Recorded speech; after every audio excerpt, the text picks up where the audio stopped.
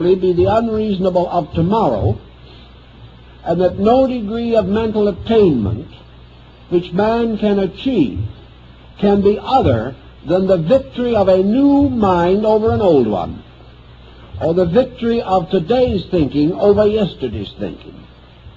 The mind can therefore battle only itself. It can have a victory only over itself. It can make a fool of nothing but itself. And actually, it is the only power that we have by means of which man can lead himself out of the maze of mind.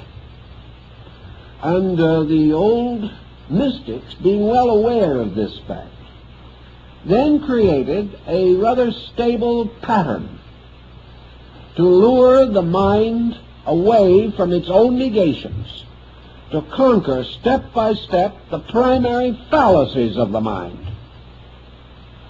to achieve ultimately the overcoming of the ultimate fallacy of the mind, which is the fallacy of selfness. This in itself must lead then to that which is beyond self, and that is the Atman, or the reconstruction of man's relationship to the concept of self, so that self is no longer the personal being, but the universal being, and that allegiance is transferred from the will of the individual to the silent will of space itself.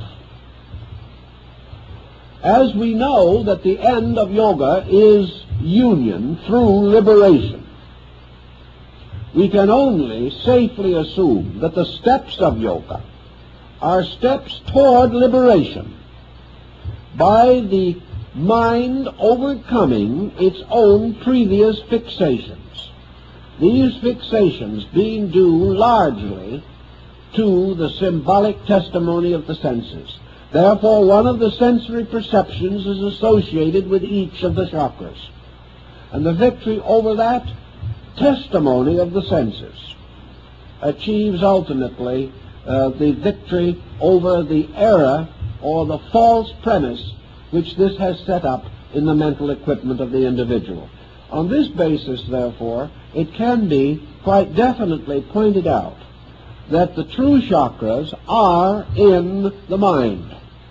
And the mind, because it occupies an area in juxtaposition with the brain, we may say, for general purposes, that the true chakras are in the 7 important nerve centers of the brain.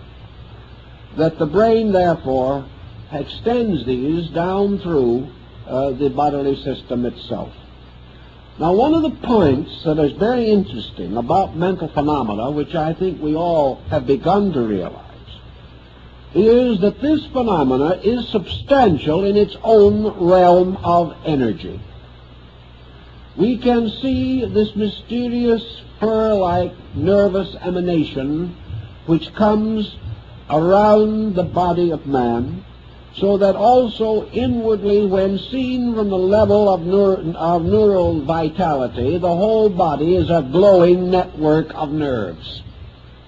These nerves have their own light and light color in themselves, and they have very much the color which we most commonly associate with nervous energy, and that is a yellow or luminous golden color. Seen, therefore, from the level of nervous energy itself, by extrasensory perception, the entire body is a glowing mass of this yellow light. Now, the sensory perceptions arose from the structure of organs. The arterial structure of organs became in turn the archetype for the neural structure of sensory perceptions. Therefore, the vital organs of the body are also associated with our nervous organs, which are the chakra centers, which correspond to the physical organs of the body. Thus, as the nervous complex develops, as the individual becomes more and more involved in the development of his highly structured nervous system, we perceive a structural development within the nervous nature itself. And we find emerging in the nerve field of the human body, when seen as luminosity, that there are these so-called 7 fountains of constantly pulsing nerve energy, and that these 7 fountains represent the principal divisions into which nerve energy can be divided. These again result in a psychological situation, because the nerve energy being septenary, the upper 3 parts of the septenary, constituting the higher nerve energy, we generally term today as mental energy. The lower 3 parts we then also consider to be nervous emotional energy. And the middle point, corresponding to the sun, the 4th from each end in this septenary, the sun itself, represents the pure energy of the nervous system. Thus, the nervous system is polarized, and the problem that psychology works with in its effort to understand the situation is that there is a mental nervous energy and an emotional nervous energy. These are both out of equilibrium, and the only thing that is in true equilibrium is pure nervous energy itself, which corresponds to the heart as being the center or balance of the neural field. Nervous energy, as we function with it in the body, has to have a kind of link with matter, a link which corresponds very closely in relation to the arterial venous system with the lymphatic system. And we have to have the equivalent of the nerve lymphatic. This nerve lymphatic has to function in 2 ways. One, it has to unite the 2 principal nervous systems, which correspond to the 2 principal systems of blood. It has to link the cerebrospinal and the autonomic processes, which are merely 2 directions of nerve energy. Also, both parts of the nervous field, the total nervous field, must be linked with the physical body by a series of binders. For the nerve energy cannot affect matter or a material physical structure unless there is a link by means of which these 2 are related together. Now, the link that is known to antiquity, the classical link between these 2, is a kind of magnetic field, which partakes somewhat of the nature of nerve energy and somewhat of the nature of matter. We have to have a structure which corresponds with the mysterious aether or akasha of the ancients. This is the fluid mist, the airy water, the subtle matter, the agent which carries within itself the power to link the 2 opposites. It must therefore lie between them. And in this we have what the old alchemists and the medieval Rosicrucians referred to as the etheric binder. This etheric binder was sufficiently subtle to take into itself nerve energy, and sufficiently gross to be able to communicate this nerve energy to matter. It formed the bridge, a kind of antas carana between these 2 fields of existence. So wherever nerve functions in body, nerve force moving through nerve structure into body, there has to be these links. The nerve energy itself is one thing, the nerve tube through which it passes is another. The nervous energy is one substance, the tube is another. Thus the channel belongs to the body and the energy does not. and the energy must be channeled in this tube by means of the so-called etheric binder. The interesting thing that we now come to in connection with this situation is that the so-called etheric binder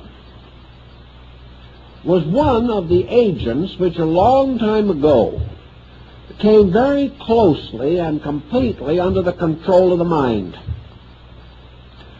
Thus the etheric binder, or this mysterious magnetic field, comes under the dominion of thought. And it is because of this that by means of the mind a series of physical phenomena can be produced. As for example, if you have the skill and the understanding, you can cause patches of color to appear on any part of the body by sending mental energy there by direct effort. You can also stop circulation in various parts of the body or stimulate it in the same way.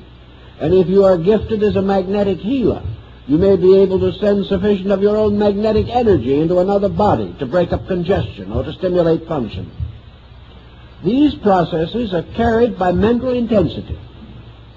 And always this energy moves according to volition, according to the activating, guiding power of the agent, which in this case is man.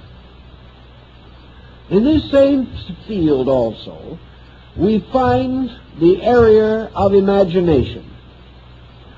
For we know that anything which the mind conjures up, nervous etheric energy can formulate into patterns or designs, so that we may create visual images.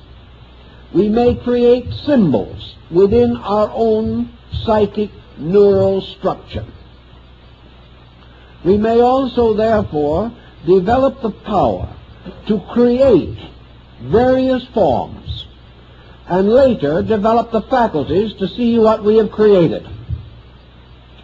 Every intensity of human emotion creates mathematical, geometrical, vibratory forms. Some have called these thought forms. But whatever we may want to say, every emotion and every thought has a number, a color, a form, and a sound. And we cannot escape this, no matter how hard we try. So that our thoughts become mental things. And of the mental things with which our thoughts become involved, there are perhaps none more difficult for us to live with than the products of our own negative thinking. Because in this process of negative thinking, we are working in a wonder world of mental energy. These emotion thought forms which we generate, we obviously generate within the mental nature. Therefore, these forms, whether they be mental or emotional thought forms, actually are generated within the mind itself. But because of our very natural processes of mind, we project them, just as the mind projects the chakras. And as a result of that, these forms, these thought entities, can be seen as something separate from ourselves, although they have no substance except in ourselves. We can project them. Just as, for example, there is a phase of psychology in which we can project an image from within the subconscious and project it objectively as a visual form and see this image as distinct and apart from ourselves. This is one type of ghost, the ghost being a reverse perception from within ourselves, projecting itself in such a way that its image is recorded in the brain at the same time that visual image of places or a place is recorded, so that we may be standing in a room which is properly recorded and sees also standing in that room a person who is not there, because the person has been imposed within the mind upon the thing actually seen by the sensory perception.